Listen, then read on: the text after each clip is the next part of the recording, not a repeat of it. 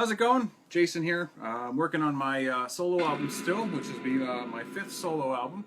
And this one's going to be a lot more doomy, as I mentioned in past videos.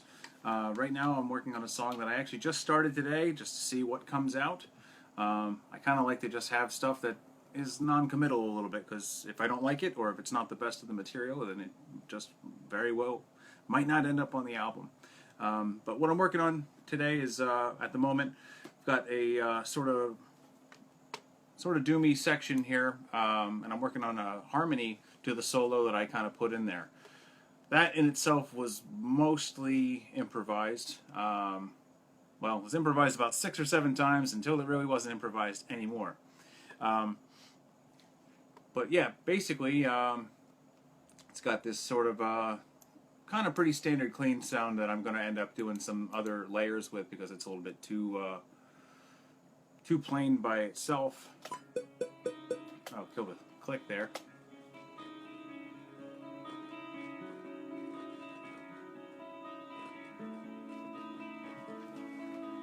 And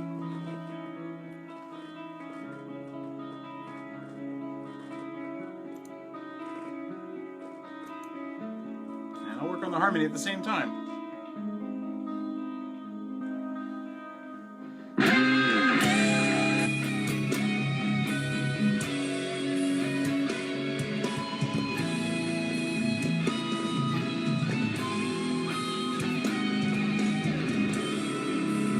That's about as much of the harmony as I've had figured out at this point, so far so good. I will probably punch in on the next one as I figure it out. I thought in this one I would actually do a little bit of an insight into how I approach harmony. A lot of people will just do straight thirds all the time. Obviously I still use thirds. It's not like I have different intervals or anything available to me, but to me, just using thirds all the time, if I'm like, I could have just gone up a chord tone, because I'm basically using, like, well, I'm down a half step, but if this were standard tuning, this would be A, F, which is like the 5th and the 3rd, so I could go up a chord tone. I frequently create my solos and my harmonies around the chord tones, not just around the scale tone, so it's a little bit more about the arpeggio than it is about the actual scale. For linear melodies, where the notes are right in a row in the scale, then I do tend to use thirds. But still, it always comes back to the chord that's in the background. So right now, this whole thing is in C sharp minor, which I'm not used to being in this tuning for it. So, all right. So I ended up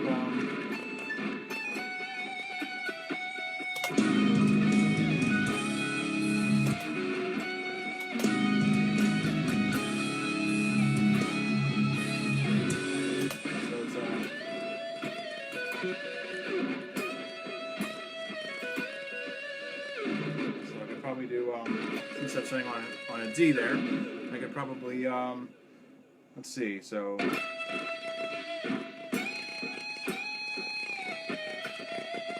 that would be probably a place to use thirds on that one. So let's see, ending on the G there. Would be cool to stay in key though, huh? So,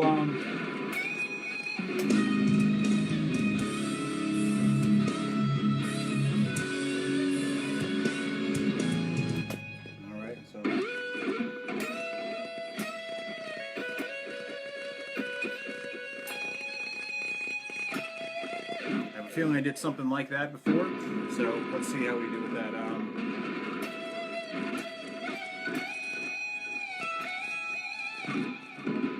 Yep. All right, so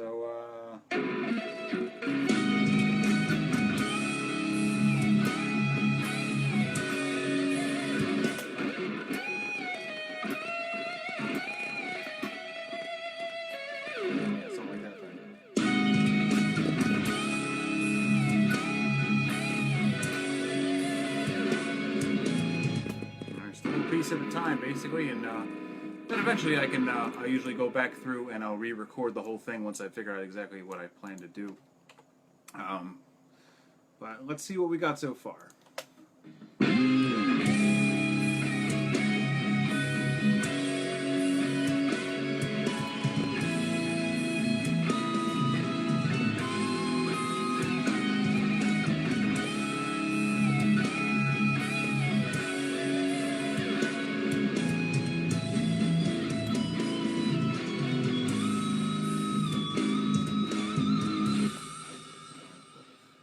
that's the intro basically.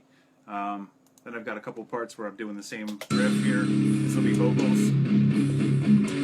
So far the only material I've really shared from this has been the instrumental stuff, because vocals usually do get added at the end there, but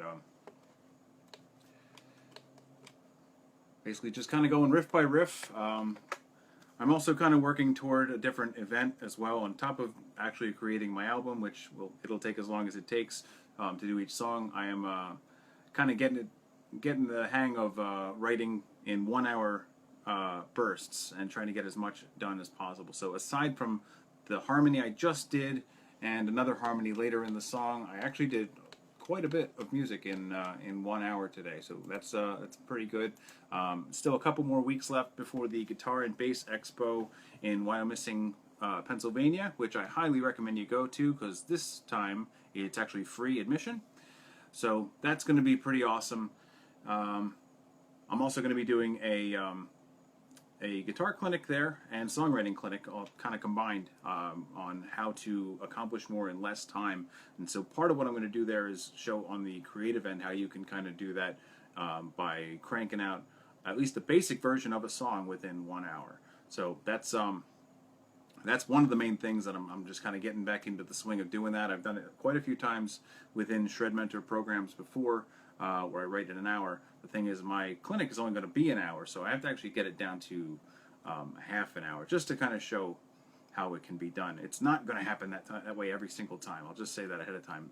It doesn't always happen that way for me either. In 1 hour, I might come up with something just like one of my favorite pieces of music ever, or it might be crap. Sometimes, you know, I still have an off day. I think everybody eventually has an off day once in a while. But writing itself is a skill, so the more and more you do with writing, the more you can actually, you know, the faster and better you're going to write. The material itself is just automatically going to be cranked out. And honestly, the better you can improvise on whatever instrument you play, the better the material is just going to be just off the top of your head. So just hit record and start playing along to hopefully some kind of click, so you can more easily play along to yourself. But anyway, that's really what recording generally is. Improvise, harmonize, and then fix whatever you screwed up in one of those two tracks. And then keep going. Next part, next part, next part. And so what I actually did today, which is a bit different, this is actually something I've also done quite a few times over the years. I started doing it in 2009 when I really started to think more about song structures, is you kind of only really need 3 parts. And I'm talking about a really basic song, almost kind of a pop song structure, and this is not a pop song, but a well-structured song really only needs maybe 3 to 4 parts at all. You have your verse, you have your chorus, and you have your bridge. Maybe you have a pre-chorus also. So there's your 4 right there. The bridge itself could be a whole bunch of parts, so you could easily spend, you know, a long time creating this long structured bridge too. But that's one of the things that I do a whole lot, is I'll basically write the parts out. And in this case, this top one is actually from a class I did, and sorry you'll actually be seeing it backwards. That's Facebook's fault. I can't do anything about that, but they have everything backwards. But anyway, I'll just write A, B, and C. I'll just have a blank section here. And I don't even know if A is really going to be the verse, and that's going to be the chorus, and that's going to be, or whatever, you know, that'll be the bridge.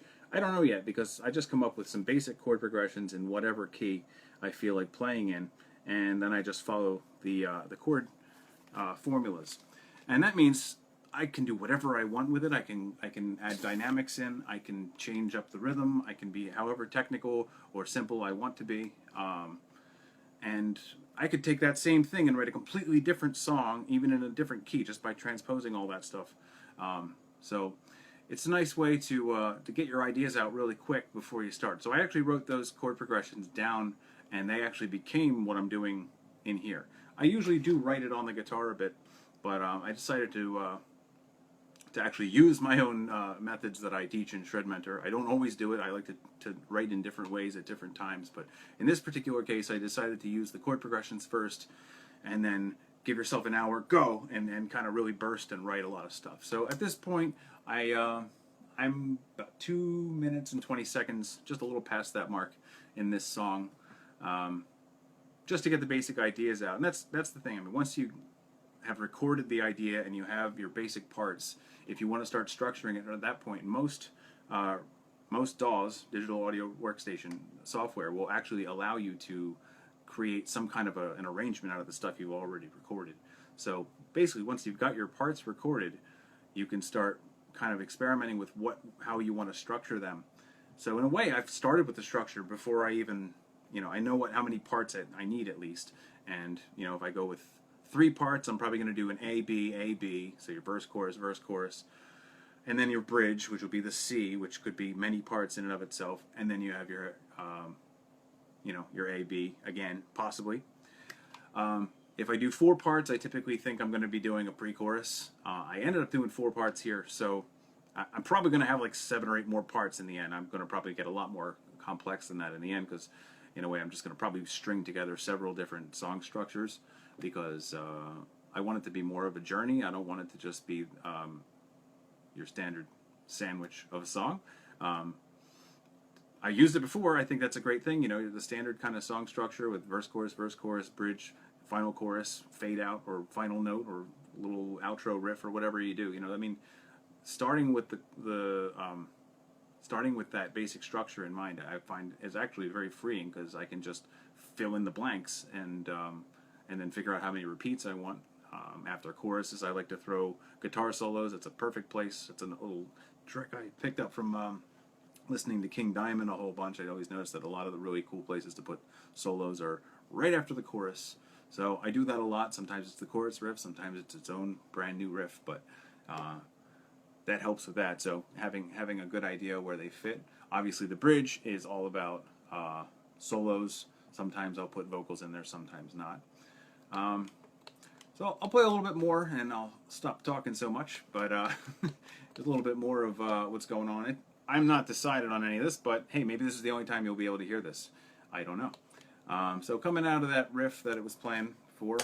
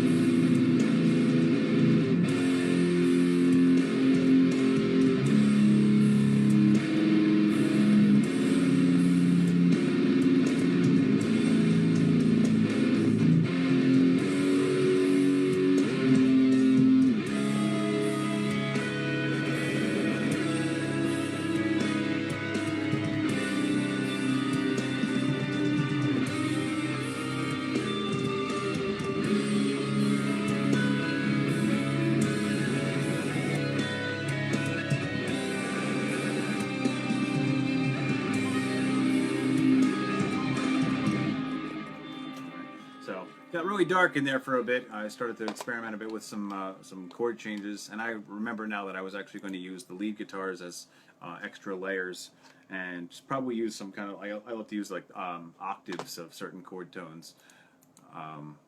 Probably use the background lead guitar for that one, but I've got this thing. I'm in drop A flat too, by the way, so so you got your added third on there. I'm at C sharp. I'm going down to B flat.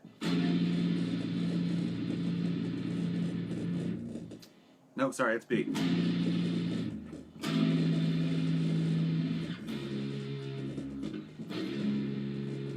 Yeah, B flat. And then A minor. So moving all over the place from key to key, but as long as the harmony kind of works with it, it can actually carry it along quite well.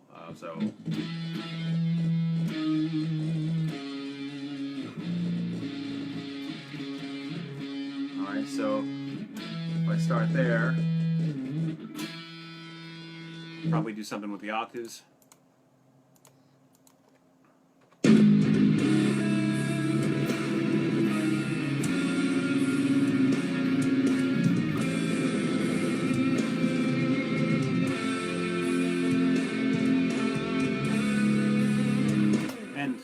sometimes I will just crap out a really bad idea, but that's what the rules are.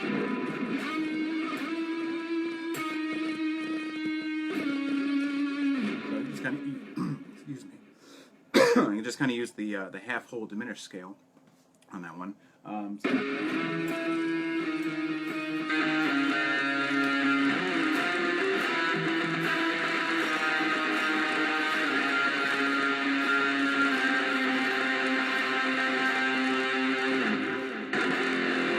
The rest of the riff is before I can really harmonize it, though. So.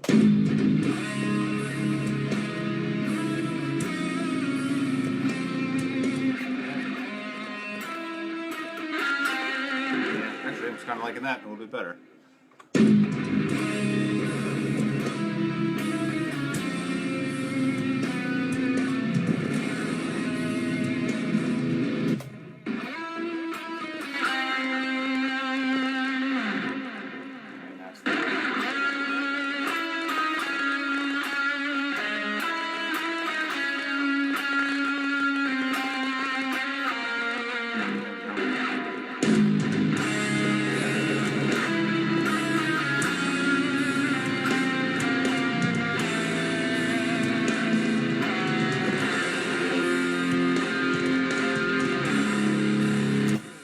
Something like that, maybe. Oh, let's see. Yes. Well, all right. The pickups are not. These are. I actually bought this used, and I really lucked out because it actually has bare knuckle Blackhawks in it, which is really awesome. That was actually the basis for why I bought it. But yeah, this is an SE Custom 24, and only cost me $150 with some trade-in stuff. Pretty awesome. But yeah, you know what? Actually, ever since I bought this maybe a month and a half ago, I've used it almost non-stop for everything I've recorded too. So I had like one song in the works for this album before I bought it, and ever since I got it, I pretty much this is the third song I'm using this guitar on. So it's just the most comfortable thing. And of course, I'm still having new guitar day for like a month and a half now. So every day is new guitar day because this kicks ass. So I think I was so I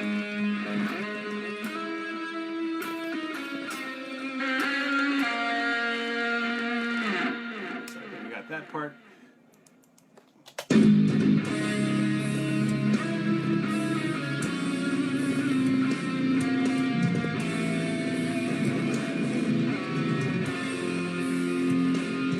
Alright, so probably a little less solo-y. I think I want to make this more of like a doomy kind of atmospheric layer.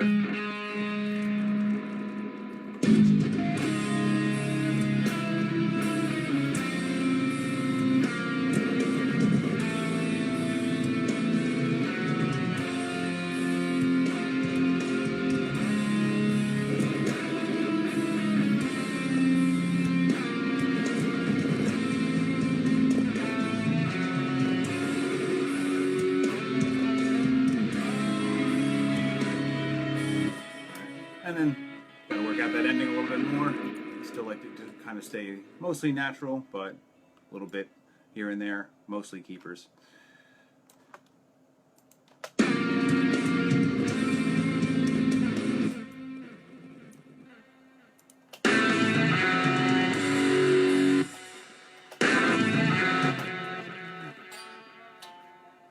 Alright, so yeah, probably that.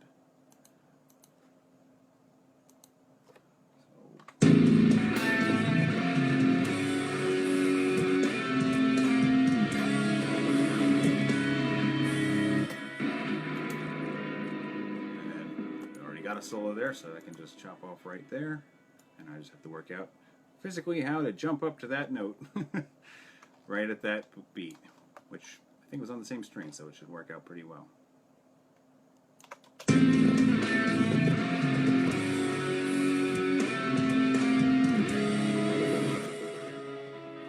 In fact,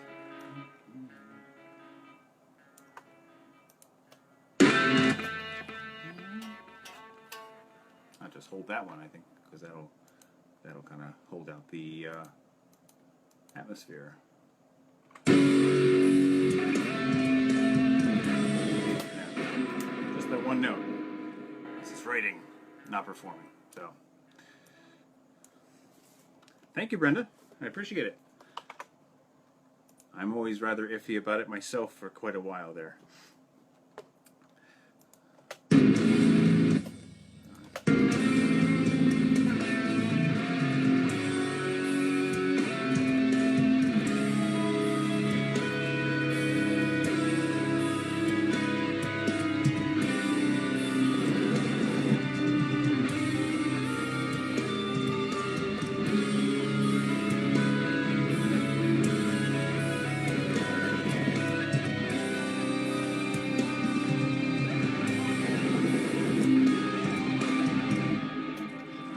Unfortunately, there's a whole lot of static going on in there, so I'm hoping that you can still hear this okay.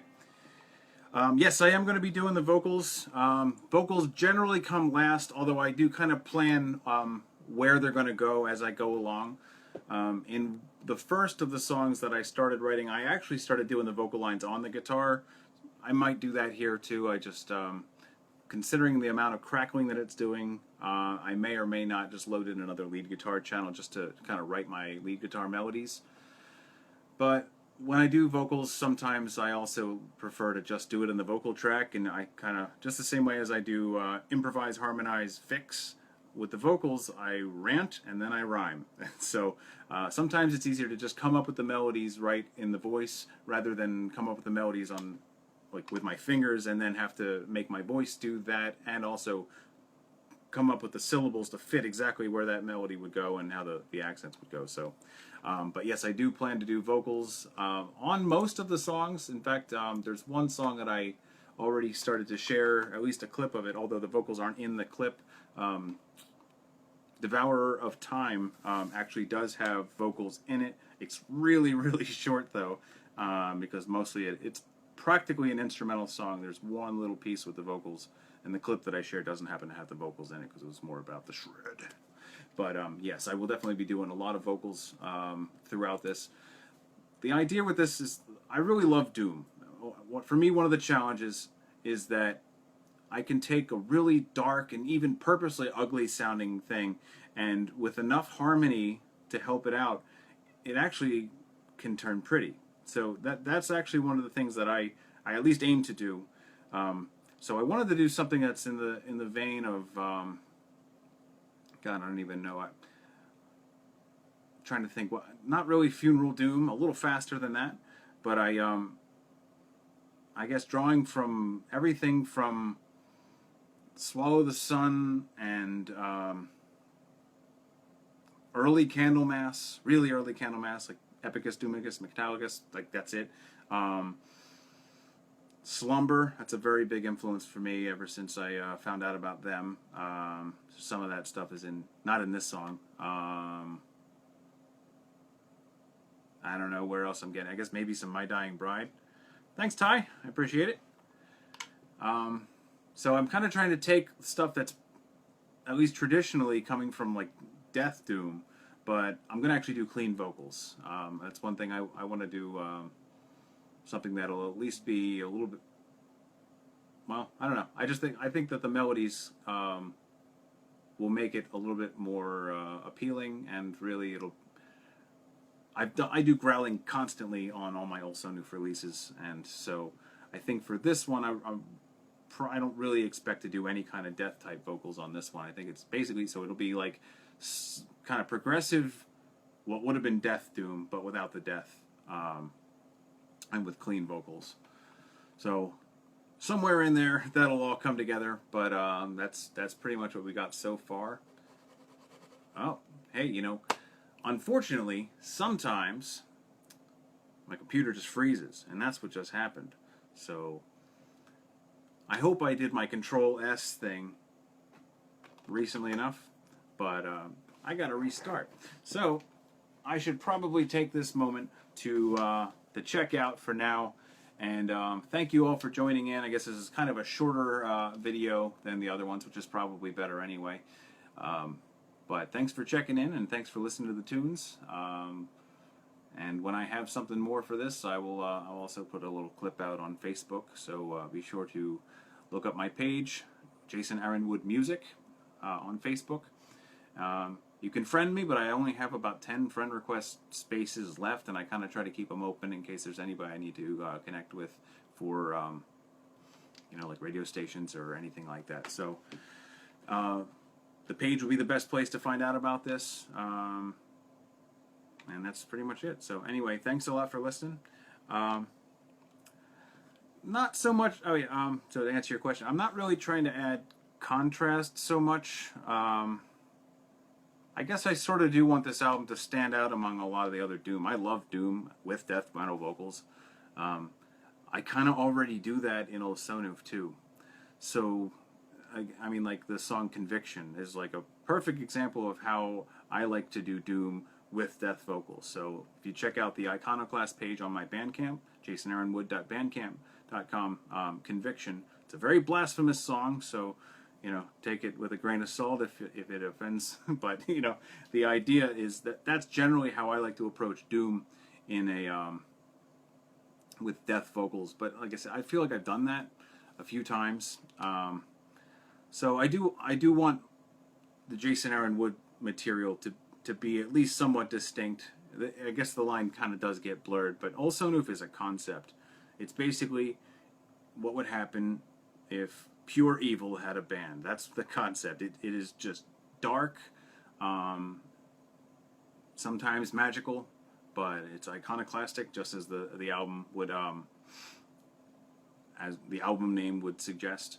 And so look, everything that really doesn't fit into that, it's very much a solid concept. Olsonuf itself, it comes from Inaki, and so all the stuff that I do there, that's my extreme metal project. It's my style. In the end, it's all going to bleed together anyway, so it is likely to have some commonality. But basically, I tend to do clean vocals or no vocals at all if it's going to just be Jason Aaron Wood. So, let's see. Nick, did you study music theory? I've been playing for 7 years and I know nothing about it. Should I? I would say yes, it can only help you. A lot of people think of music theory as rules. I definitely think of it as a system of tools that I can use so that I can think really quickly and record really quickly. It ties in to my fretboard knowledge, but it ties mostly into just the numbers. I think of my scales as numbers now, so I don't have to think about each individual scale and the 7 notes that are in that and which note I can move. I just think about 1, 2, 3, 4, 5, 6, 7, and I think in minor keys. I know the whole system of music theory is about major keys, but I don't play in major keys, so I don't really need that. That for me, I know where the major root is. That's note number 3, but I'm playing from note number 1. So if this was A minor, it would be A, and in order to build my chords, 1, 3, 5, A, C, E, so going through the notes of the scale, it allows me to know which note goes with which chord at which time, and it does make my life a lot easier. And I didn't teach myself entirely, but I did learn basic modes. I'd learned how to harmonize with thirds, and that was the beginning. But then I also did do a lot of reading. Let's see, what was it called? There's a book about counterpoint, and it's a really old book. I mean, it's from the 1600s. It's still in print. The last name, I don't know how it's pronounced, but it's F-U-X, okay? If you look for counterpoint and F-U-X, you will find the book. It's like black and white and gray, polka dot cover. It's a very small book about this big. And it's a really cool, very cool, charming little book that talks about theory in a way that's almost like an apprentice talking to their mentor. And there's a lot of really interesting things in it. But what I mostly pull away from that is the idea of 3 different kinds of harmony. You have direct harmony, which is 2 voices going in the same direction by step or by skip. That's 1 note at a time or more. So one voice could go up 1 note in the scale, the other one could go up 5 notes in the scale, but they're both going up at the same time. Then you have contrary motion, where they're both going away from each other. One voice goes up and the other one goes down. And I try to use that as much as possible. Contrary motion makes it so that your melodies and harmonies are not nearly as predictable as they would be if you use direct motion all the time.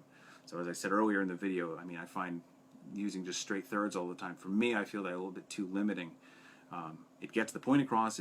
It's a trick that you can always use, but I find that really knowing by experimentation and experience, like by recording yourself and recording along to yourself, I find that music theory is really the ultimate tool. So I think personally, I'm somebody that would say it can only help you. So hope I didn't over answer that question. I think I'm losing. Let's see. Okay, so Raphael's saying, okay, I've always been more of a jazz metal guy myself, not really familiar with Doom. Yeah, Doom is, there's a lot of Doom, and I wouldn't pretend that I know a lot about it. Actually, a friend of mine is in a really cool Doom band, Shroud of Bereavement. I would check that out. It's got sort of the death metal vocals and female vocals. But really, really good songwriting, really cool riffs. I definitely would check out Shroud of Bereavement. The band Slumber. Personally, I think that's probably currently my favorite Doom band. They only had one album, and they changed their name, and they became a different band called Atoma. But Slumber, and the album was called Fallout. It was 2004. Check it on YouTube. That is an amazing album, at least in my opinion. Doom is typically very slow, or it automatically is assumed to be slow. But really, I mean, if you really trace Doom all the way back, the song Black Sabbath by Black Sabbath, pretty much the first Doom song. Whether they weren't necessarily trying to make a Doom song, but that song and that basic, the really slow and ominous sounding kind of riffs, that sort of gave rise to a lot of what became Doom. And it split off in a bunch of directions like everything in metal inevitably always does. But I would check out Slumber. I would check out Shroud of Bereavement. You may want to check out Candlemass. They may or may not be your thing. Early Candlemass, like specifically the album Nightfall, and personally I like even more Epicus, Doomicus, Metallicus. That was 1986, I think. It's a really cool EP. For me, that's actually the best of all their albums. They kept putting out stuff, but for me, that's all I need is that album right there. So that's a couple things you might want to check out. There's so much out there I don't know about, though. There's a band called Colosseum, which is a really good example of Doom. It's very, very slow and huge soundscape atmospheres. And that's a big influence, too, actually. Forgot them. All this stuff kind of makes its way in. And I mean, honestly, not even coming from ego or anything, but I've done so many things now that it actually does create like a feedback loop, and stuff I've done that I liked does actually come back and cycle its way back in as an influence to some degree. Also, there's the drive to accidentally repeat myself and reuse stuff I've done before, but yeah, basically, that, I guess, any genre name is kind of a personal interpretation. It's an association to any other person's music that you've heard before, and when you start to find similarities, you can create a new genre, but I don't get too caught up on the genre. Oh, hey, here's Kabuki over here. I don't know if you can see her keeping me company while I record. It certainly wouldn't hurt. Yes, I assume you're meaning theory, but yes, it definitely doesn't hurt. A lot of people find that it can be limiting, and sometimes I find it limiting if I feel like I have to stay in one key. It depends on the type of music I'm trying to play, though.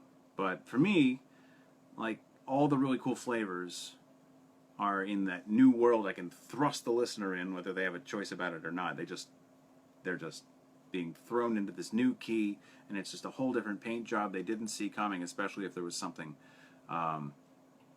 that right when they thought they heard a chord change that it was going somewhere else, boom, I'm going to throw another chord at them with another note that they didn't expect, but it ends up working because the harmony never stops working from note to note. So to me, that's why music theory is so important, because I'm not even thinking in terms of one scale. I'm just always in the chromatic scale, but I'm selectively picking things from the chromatic scale that would fit with a diatonic scale at any given moment, so that, even if it would sound like a horrible note at one time, the chord behind it works perfectly with it, so it doesn't sound horrible. It actually sounds like, whoa, where are we going with this? It's like you just got thrown through a portal. So that's kind of what I try to achieve with music, is to hurl my listener helplessly through a portal. That's if I can do that once in a while, then I'm achieving my goal. I achieve it with me, and honestly, I do write this for myself first and foremost.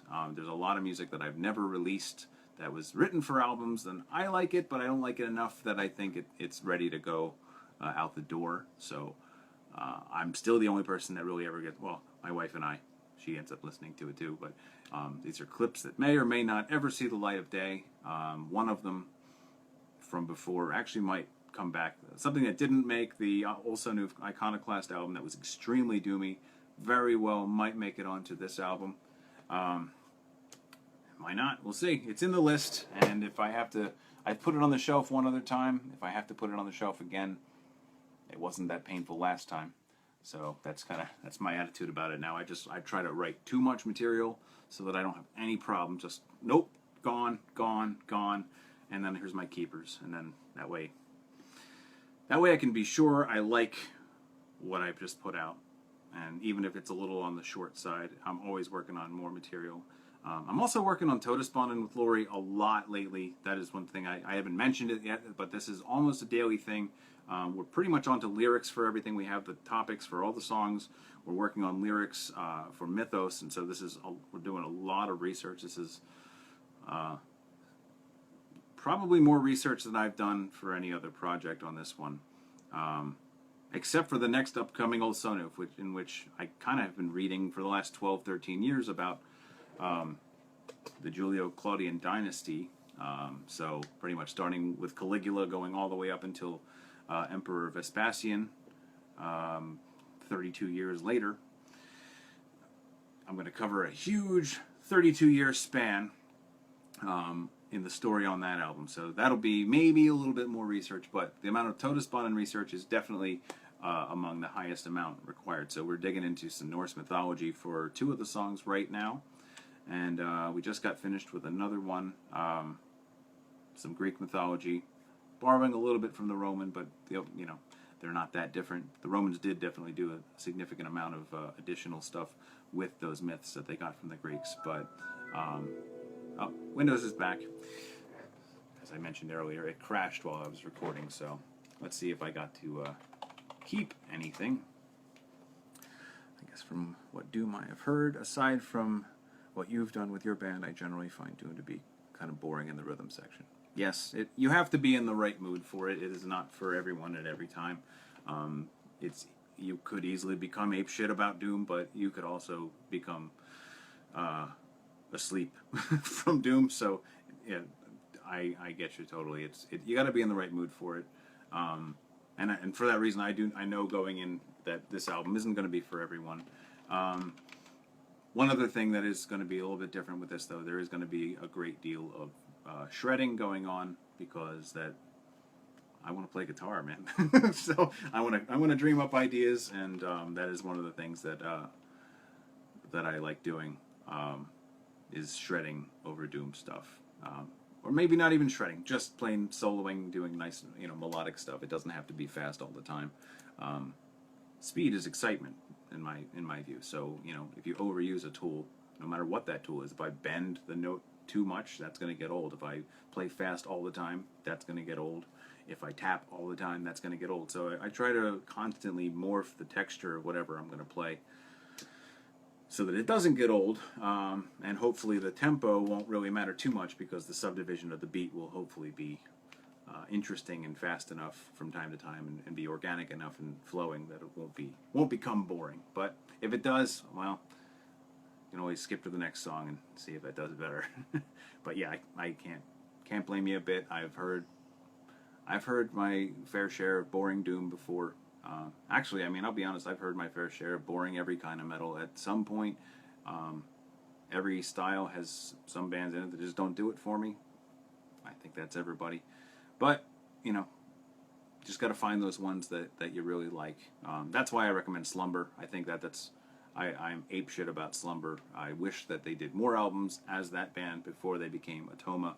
Atoma's good too. They're just different, and that's not what I love about Slumber. So it's just there's a little piece of that here and there. But yeah, that's the one I would recommend.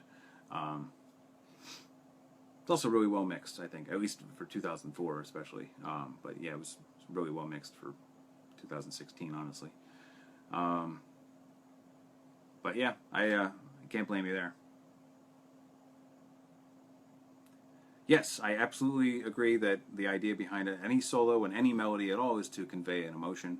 Um, that's to me, that's why I'm so hooked on harmony too. I mean, I like to make a single voice do what it can as much as possible. But sometimes, I mean, for me, I think is harmony is like where you already have your melody, but then you can add depth to it. It becomes 3D almost, and so that's Slumber's just a great band. That's all. As far as doom bands to check out that probably won't bore you, that would be one I would check out. I think that they have a good. They're actually a faster paced doom. It's just a different. Another band that is of a somewhat similar sound is called Daylight Dies. That's another good one. They have a lot of interesting chord changes that really just kind of thrust the listener into like a new world each time, and it's just this sort of huge soundscape. So those are two that actually are of a similar kind of approach to doom. It's not slow all the time. It's mid-paced, even moderate. It's not really fast at any point, but there is actually a bit of double bass that would end up making it have a high energy level. So, but all right, let's see if I can get this thing to load without having lost too much of what I just did. I am usually neurotic about saving things like after every single thing I do, so I'm going to assume I probably did just save right after I recorded that, because it's like the period after a sentence. Control S, Control S, Control S, because that could happen at any moment. The freeze. Leviathan, let me think. I don't think I'm familiar with them. I feel like there were like two bands called Leviathan, but I might be thinking of somebody else. I'll check them out for sure. Do you have a link by any chance? If you could put a link in the comments, that would be awesome, because then I can go straight to it. I'm waiting for this thing to load up again. But let's see, there's not a whole lot else. I mean, like I said, we're working daily on lyrics for Todesbanden. Old Sonoof is planned for next year. I'm not even going to touch that again this year, probably at least until I finish this album and we finish the Todesbanden album. It's probably a month and a half or so. It depends on as soon as we can get the lyrics decided on. Quite a few of the songs already have lyrics. Some of them have had lyrics for years, actually. But we just have a couple other mythologies that I think we really want to do these songs justice, and we do want to do the mythologies themselves justice, and really make the song itself. The music is already written for all the songs, but we really want to make sure that the story fits the song, and that we do the story justice with our rendering of the lyrics. So, and Old Sonoof actually has a couple tracks already written as well. The old While Rome Burns ideas from 2004, for anybody watching this that was following that music is pretty much scrapped, but it's in the scrap bin where I can take little pieces of it if I ever want to. Source material, maybe not. Let's see. Look them up. It's like jazz, black thrash metal, almost like Tom Waits put together. Wow. That sounds very interesting. All right, I will look them up. Thank you. Let's see. I think I actually... I saved everything. So, what I was just about to play back before it crashed on me...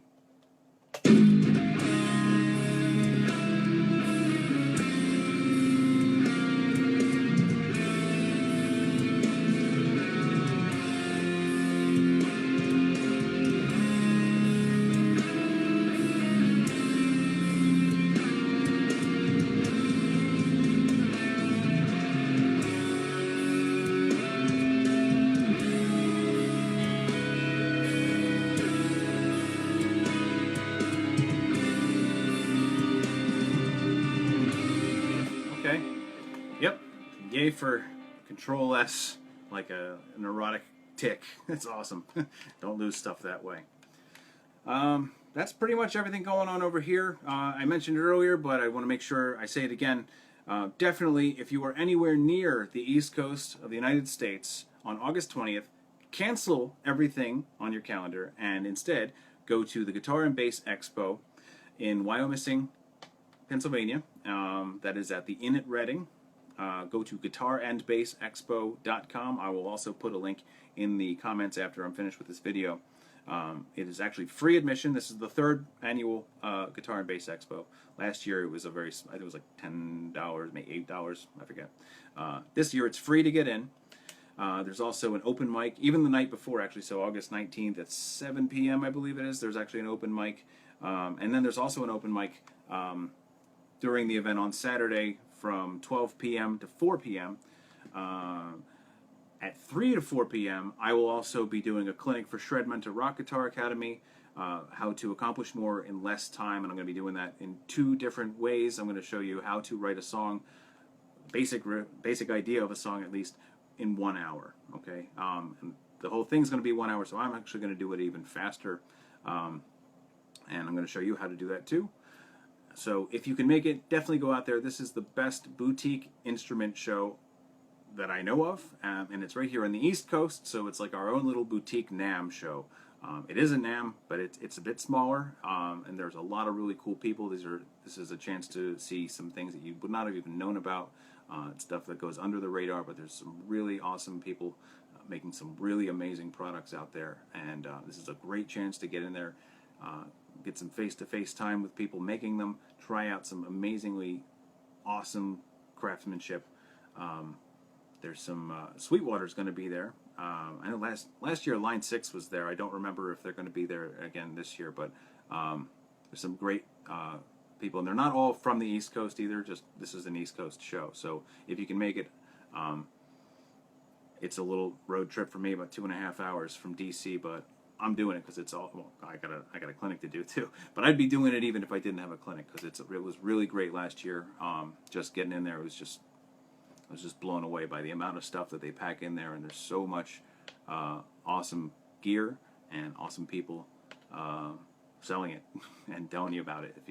It's a great place to go and learn about gear too. So, which layering do you do for your rhythm parts? I actually do just 2 rhythm guitars. I do one left, hard left and hard right.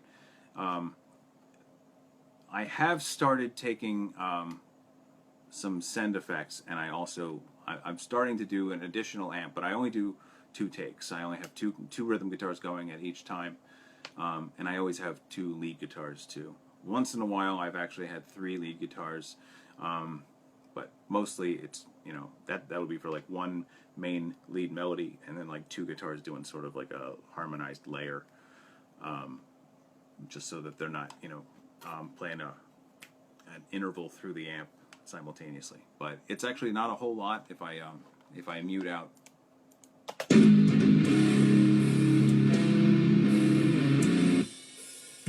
Oh, crapping out on me.